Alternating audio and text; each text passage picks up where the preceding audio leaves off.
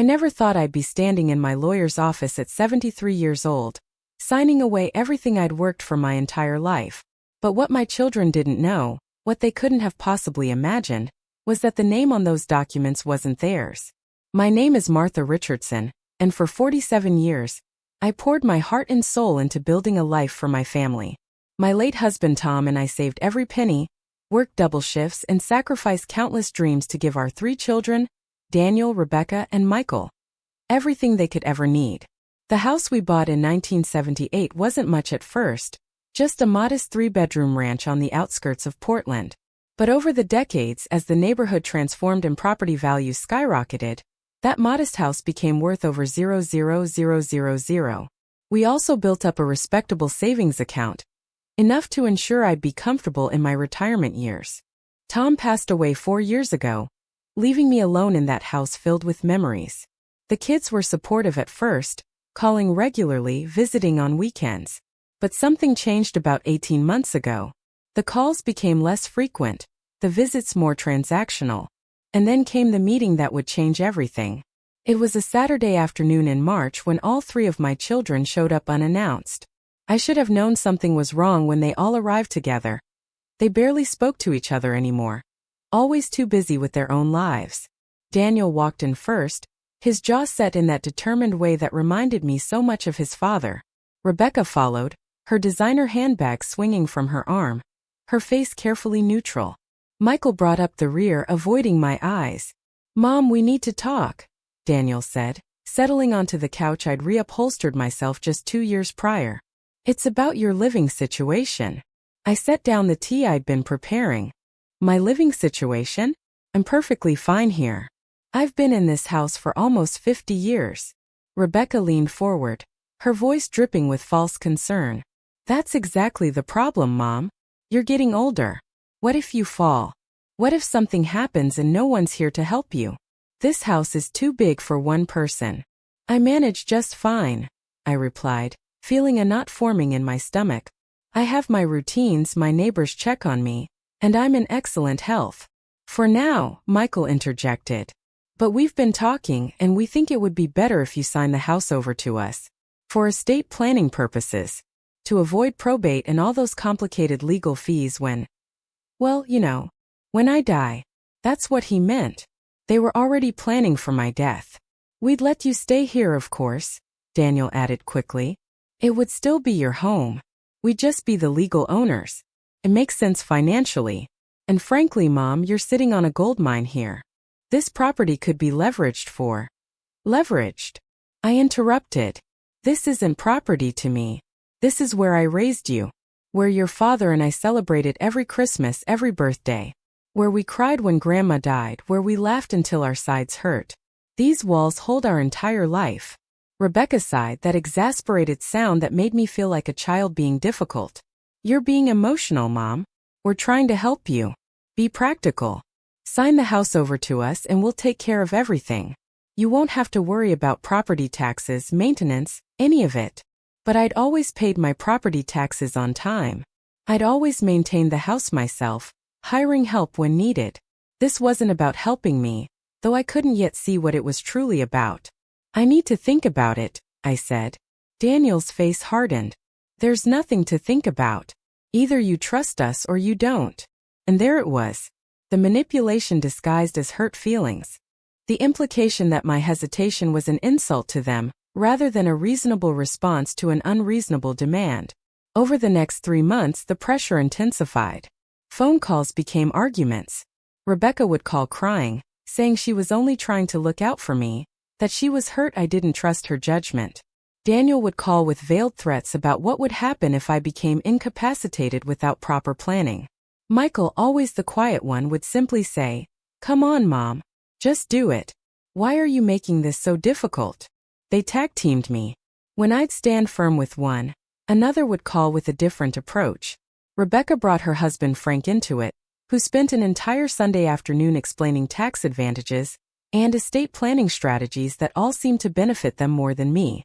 Daniel showed up with printouts about elderly people who'd fallen and died alone, their bodies undiscovered for days. "Is that what you want?" he asked, placing the gruesome articles on my kitchen table. Because that's where this is heading if you insist on being stubborn. The emotional manipulation was exhausting. Every conversation left me drained, doubting myself. Maybe they were right. Maybe I was being stubborn and emotional. Maybe this was the practical thing to do. Then came the ultimatum. It was June 15th. I remember because it was Tom's birthday, and I'd spent the morning at his grave. I came home to find all 3 of my children waiting in my driveway. They'd used the key I'd given them for emergencies to let themselves into my home. "We've tried being patient," Daniel said as I walked through my own front door. "We've tried reasoning with you. But this ends today, Mom. We've brought the papers. You're going to sign the house over to us or we're done." "Done," I repeated. "Done with what?" Rebecca stood, her arms crossed. "Done with this. Done with you. If you can't trust us enough to do this one simple thing, then clearly you don't value us as your children. We'll walk out that door, and you'll never see us or your grandchildren again." My heart stopped. My 6 grandchildren, Emma and Noah from Daniel's marriage, Lily and Sophie from Rebecca's, and teenage twins Jake and Olivia from Michael's, were my joy. The thought of never seeing them again, never hearing their laughter, never getting their handmade birthday cards. "You'd keep the grandchildren from me?" My voice was barely a whisper. "You're doing this to yourself," Michael said, though he couldn't meet my eyes. "Just sign, Mom. Why is this so hard? We're your children. We're not going to screw you over." But standing there looking at their faces, faces I'd kissed goodnight for years, faces I'd watched grow from childhood to adulthood, I suddenly saw strangers. When had this happened? When had my children become people who would threaten and manipulate me? I started. "No more delays," Daniel cut me off. "Sign it over, Mom. All 3 of us as equal owners. Or we're gone. We mean it this time." Rebecca pulled out her phone. "I'm serious, Mom. I'll delete your number right now. You'll never meet the new baby." She was 5 months pregnant with her 3rd child. The room spun. This couldn't be happening. These couldn't be my children, the babies I'd nursed, the toddlers I'd comforted through nightmares, the teenagers I'd supported through heartbreaks.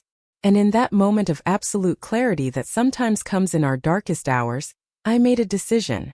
"Okay," I said quietly. "I'll do it." They relaxed immediately, smiles breaking out on their faces.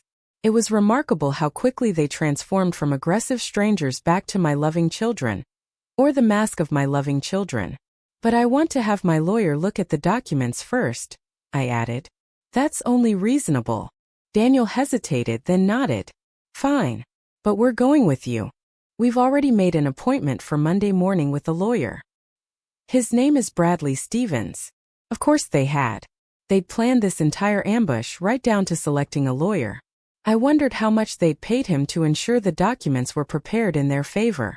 That weekend was the longest of my life. I sat in the house that held my entire history and realized I was about to lose it all. Not because I was dying or going into care, but because my own children were taking it from me under the guise of helping me. Saturday night I couldn't sleep. I walked through each room, touching walls, remembering. Here was where 2-year-old Rebecca had drawn on the wallpaper with crayons, and instead of being angry, Tom and I had laughed and taken pictures. Here was the closet where 7-year-old Michael had hidden during a thunderstorm, and I'd sat with him until he felt brave again. Here was the doorframe where we'd marked all 3 kids' heights every birthday, lines and dates stretching from 1976 to 1995. This was my life, and they were taking it. Sunday morning, I did something I hadn't done in months. I called my sister Patricia. We'd been close once, but after Tom died, I'd withdrawn from everyone, drowning in grief. The kids had been there at first and I'd focused on them. Patricia had tried to maintain contact, but I'd been too wrapped up in my own pain to be a good sister. "Martha." Her voice was surprised but warm. "It's so good to hear from you." And then I broke down. Everything poured out, the months of pressure, the manipulation, the ultimatum, all of it. Patricia listened without interrupting until I finished. Then she said something that changed everything. "Don't sign anything yet. I'm calling my friend Gerald. He's a lawyer.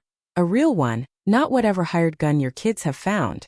Can you meet with him tomorrow morning before this appointment they've set up?" "They'll know," I protested. "They're picking me up at 9. Then meet him at 7. Tell them you're going to early church service or something. Martha, listen to me. Something isn't right about this. If they really just wanted to help you with estate planning, they wouldn't be threatening you. So Monday morning, I told my children I wanted to go to early service at St. Michael's, that I needed to pray for guidance about this decision. Rebecca rolled her eyes but agreed they'd pick me up at 9:30 instead. I met Gerald Hutchinson at a 24-hour diner at 7 a.m. He was a distinguished man in his late 60s, with kind eyes that reminded me of Tom. Patricia filled me in on the basics, he said, stirring his coffee. Tell me everything. Don't leave anything out. So I did. And as I talked, I watched his expression grow darker. When I finished, he pulled out a notepad. Martha, I'm going to ask you some questions, and I need you to be completely honest. Have any of your children recently had financial troubles that you know of? I thought about it. Daniel mentioned something about his business struggling. He owns a landscaping company. And Rebecca is always buying things. She lives very extravagantly. Michael's wife has been talking about wanting to leave her job. Gerald nodded, writing. Have they mentioned what they plan to do with the house once it's in their names? They said I could stay there. That nothing would change. Did they put that in writing? Did they offer to create a life estate giving you the legal right to live there until you die? I blinked. A life estate? No, they just said I could stay. Without legal protection, Martha, once that house is in their names, they can do whatever they want with it, including selling it and evicting you. You'd have no rights whatsoever. The coffee I'd been drinking turned sour in my stomach. They wouldn't. They're my children. Gerald's expression was gentle but firm. I've been practicing law for 40 years.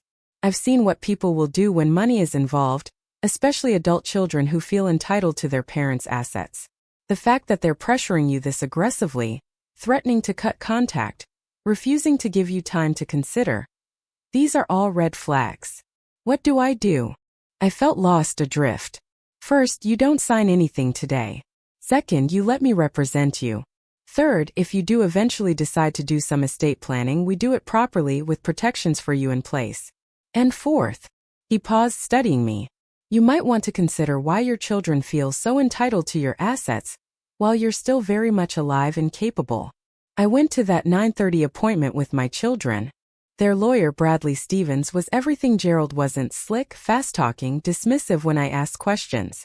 The documents he'd prepared transferred complete ownership of the house to my 3 children, with no life estate, no right of occupancy, nothing protecting me.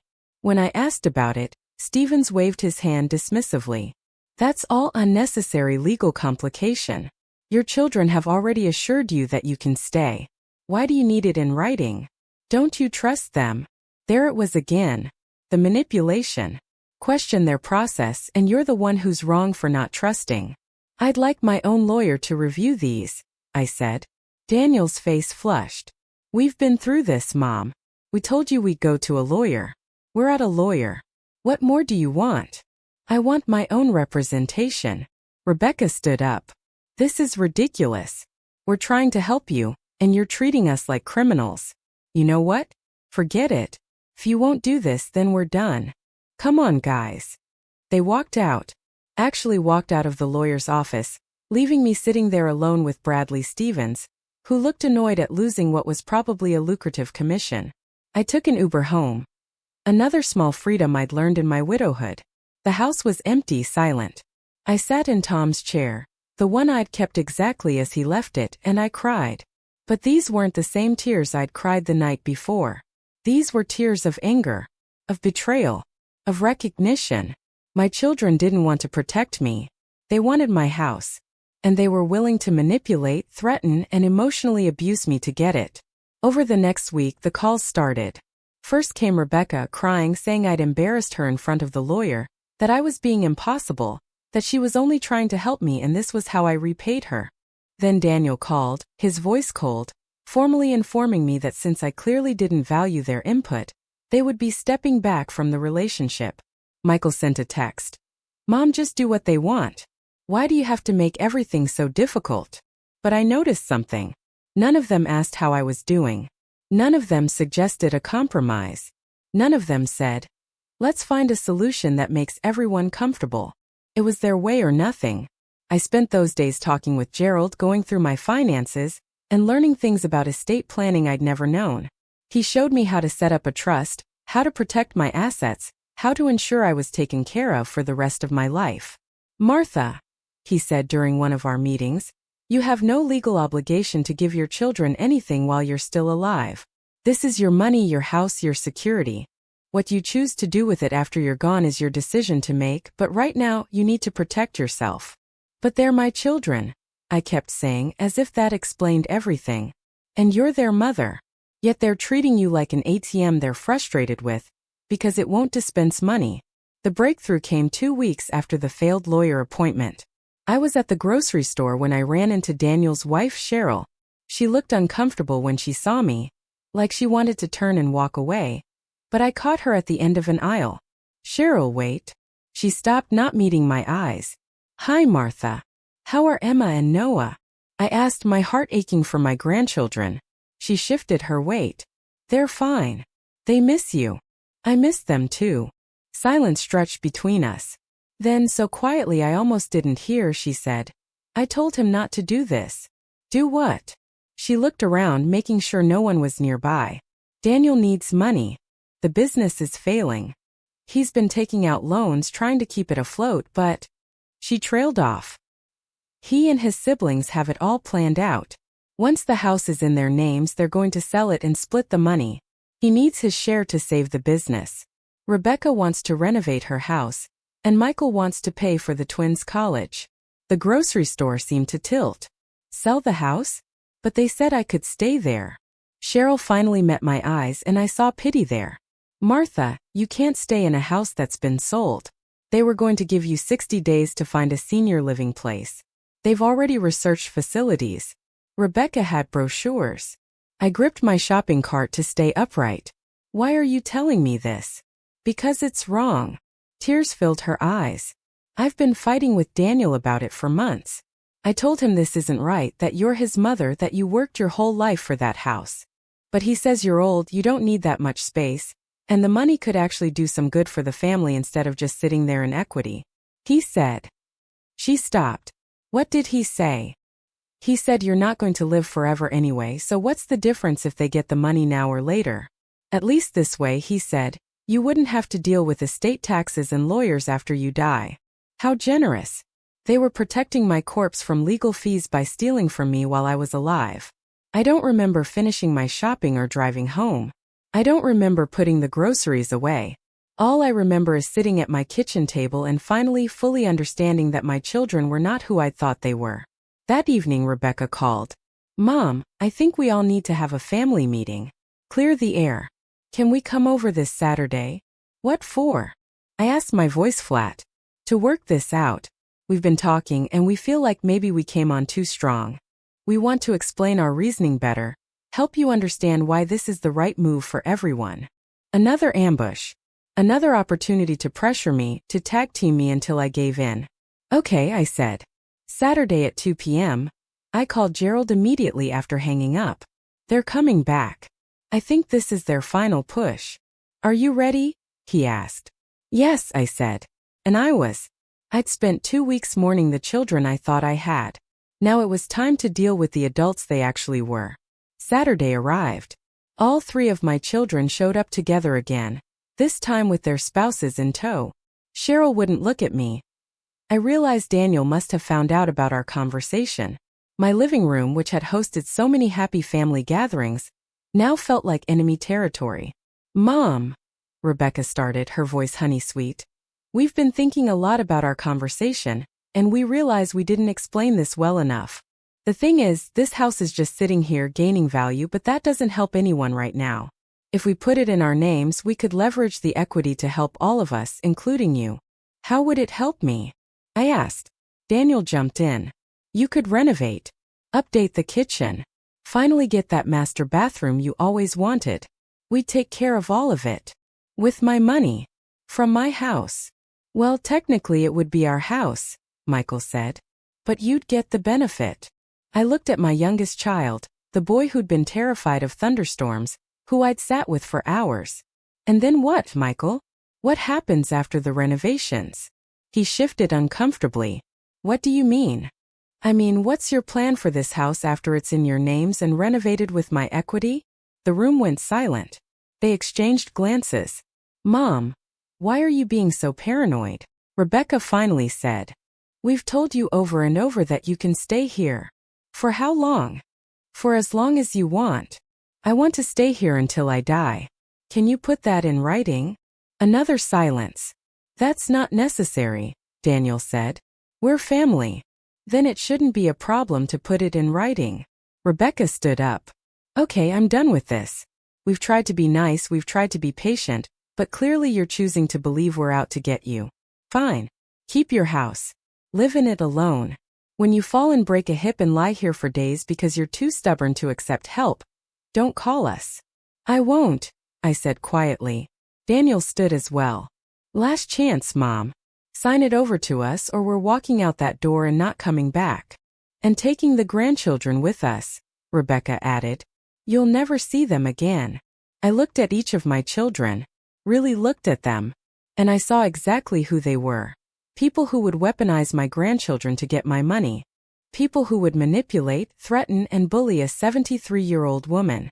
People who valued money over their own mother. No, I said. No. Michael repeated. No. I won't sign my house over to you. This is my home. Tom and I built this life together, and I'm not handing it over so you can sell it and pocket the money. Rebecca's face went white. Who told you that? Ah, there it was. The admission. So it's true, I said. You were planning to sell it. Daniel's jaw clenched. We need that money, Mom. I'm about to lose my business. Rebecca needs. I don't care what Rebecca needs, I interrupted, my voice stronger than I'd felt in months. You are grown adults.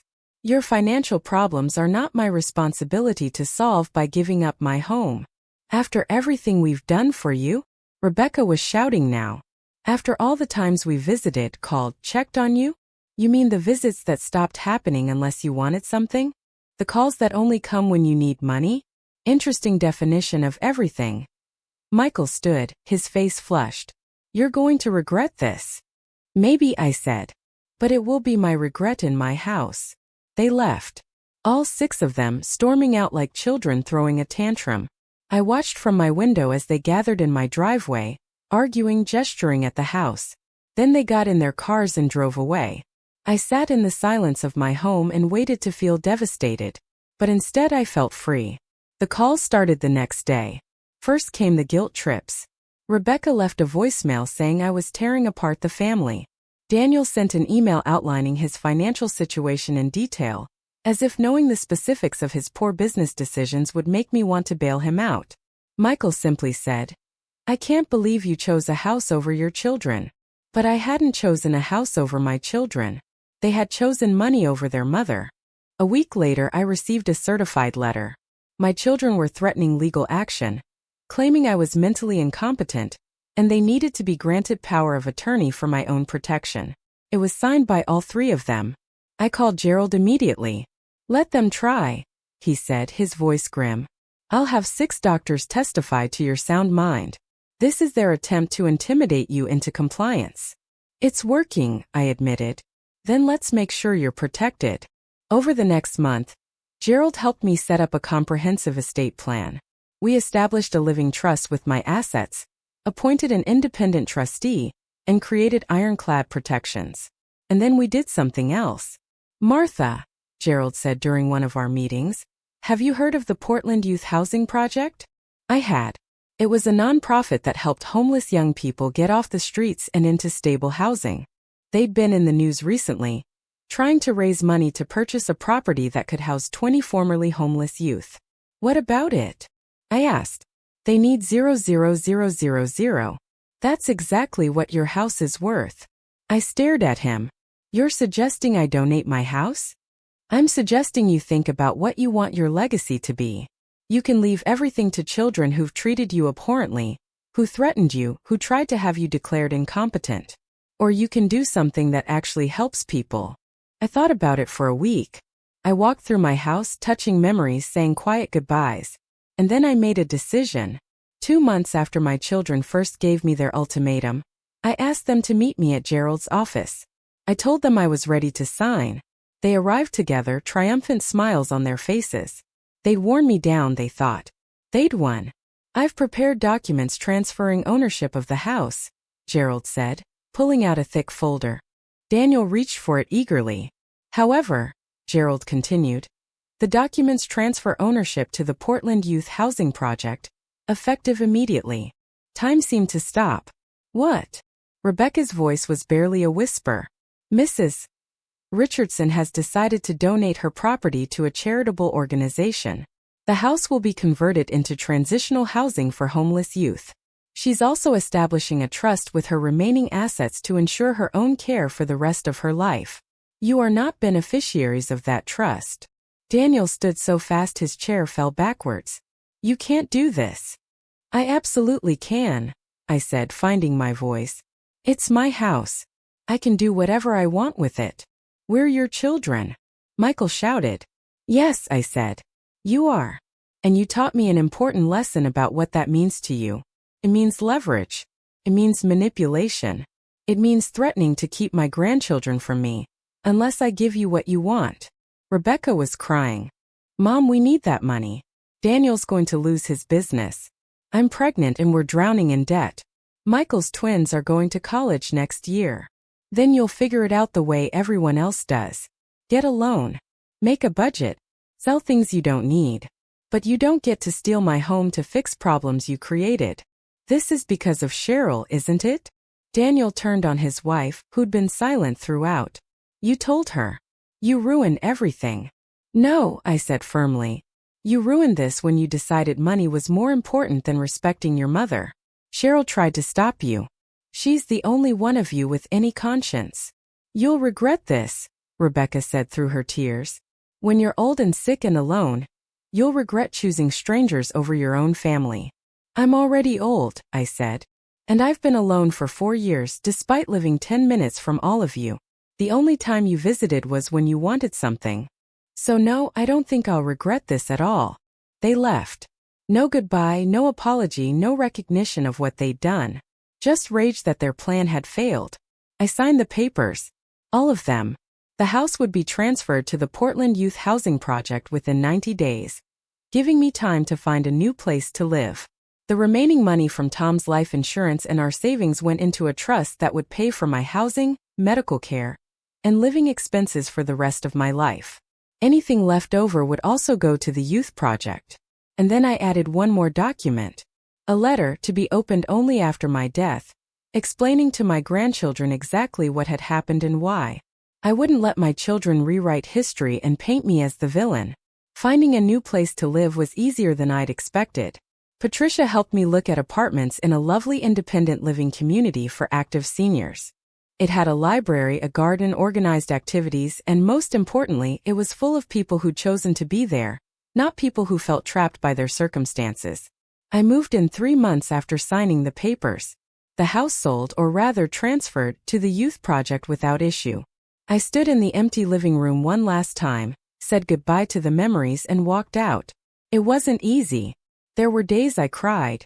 Mornings I woke up disoriented in my new apartment. But there were also moments of surprising joy. I made friends with my neighbors, women my age who'd also faced family drama and come out the other side. I joined a book club. I took a watercolor painting class. I learned to play bridge. And I never heard from my children again. Well, that's not entirely true. 6 months after the house transferred, I received a letter from Rebecca. It was 5 pages long, single-spaced, detailing all the ways I'd failed as a mother, all the sacrifices she'd made for me, which apparently included visiting me occasionally, and all the therapy she now needed because of my selfish betrayal. She ended it by saying she forgave me but needed space to heal. I threw it away without finishing it. A year after everything happened, I received a different kind of call.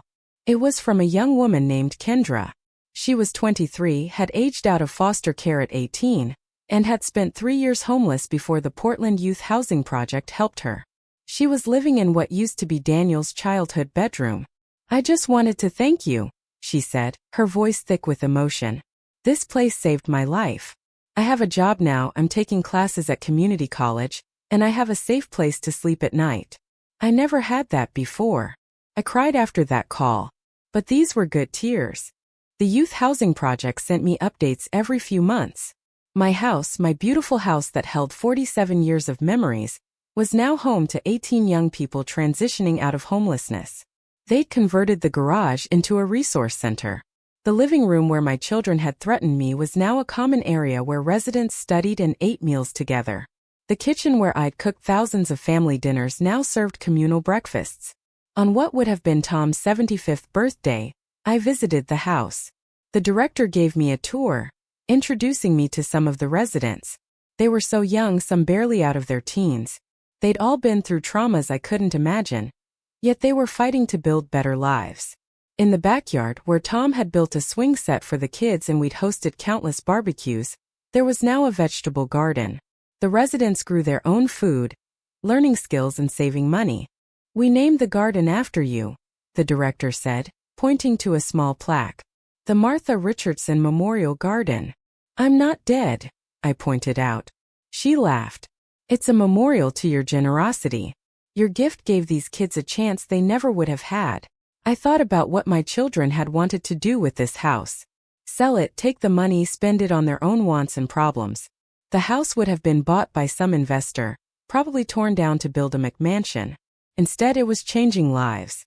My life in the independent living community continued to surprise me.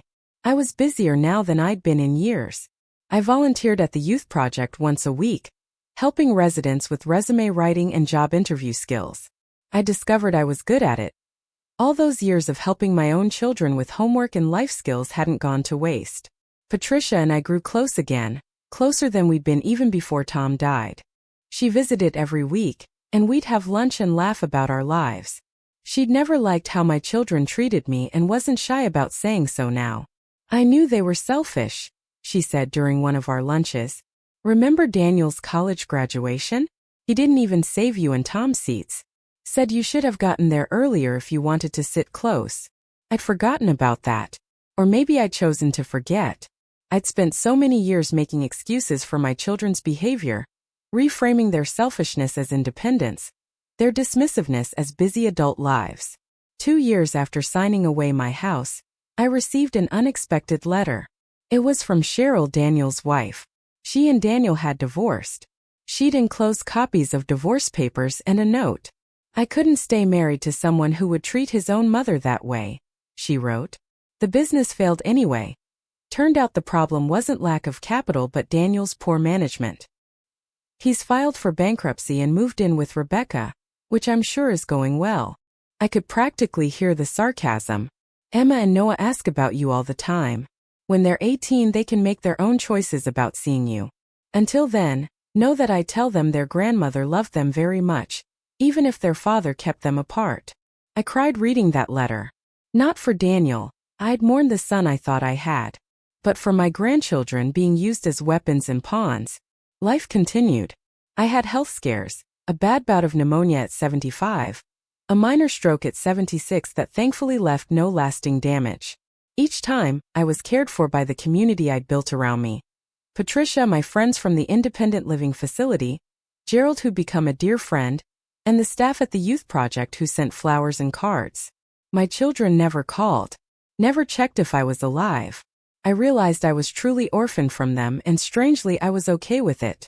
On my 77th birthday, something wonderful happened. There was a knock on my apartment door, and when I opened it, there stood a young woman I didn't recognize at first. Then she smiled, and I saw a ghost of her father in her face. "Grandma Martha?" she said tentatively. "Emma," I whispered. She was 18 now, a high school graduate, and the first thing she did was hug me so tightly I could barely breathe. "I've been looking for you for months," she said. "Dad wouldn't tell me where you lived. He said you'd abandoned the family and didn't want to see us. But I found Aunt Patricia on Facebook, and she gave me your address." We spent 4 hours together that day. I learned about her life, her plans to study nursing, her boyfriend, her hopes and dreams. And she asked me what happened. I told her. Everything. I didn't editorialize or trash talk her father. I just told her the facts. What they demanded, how they threatened me, what I'd chosen to do instead. When I finished, she was quiet for a long moment. Then she said, "I'm glad you didn't give them the house." You are. Yeah. Dad's a mess. He blames everyone but himself for his problems. If he'd gotten that money, it would be gone by now anyway, and you'd be. She trailed off. Homeless, I finished. I'd be homeless. That was their plan, sell the house, give me 2 months to find somewhere else, split the money. Emma shook her head in disgust. I'm 18 now. He can't stop me from seeing you. And when Noah turns 18 next year, I'm bringing him too. If that's okay. That's more than okay, I said through tears. Emma became a regular visitor. She brought Noah when he turned 18, and eventually I reconnected with Cheryl as well. The other grandchildren, Rebecca's daughters and Michael's twins, remained out of reach, their parents still maintaining the wall of silence. But I had Emma and Noah, and that was more than I'd hoped for. At 78, I was invited to speak at a fundraiser for the Portland Youth Housing Project. They wanted me to tell my story, how I'd come to donate my house. I was terrified, but Patricia encouraged me to do it. Standing at that podium looking out at 200 people, I told them about my decision. Not the family drama that was private, but about choosing to help young people who needed a chance. I could have left my house to my children after I died, I said.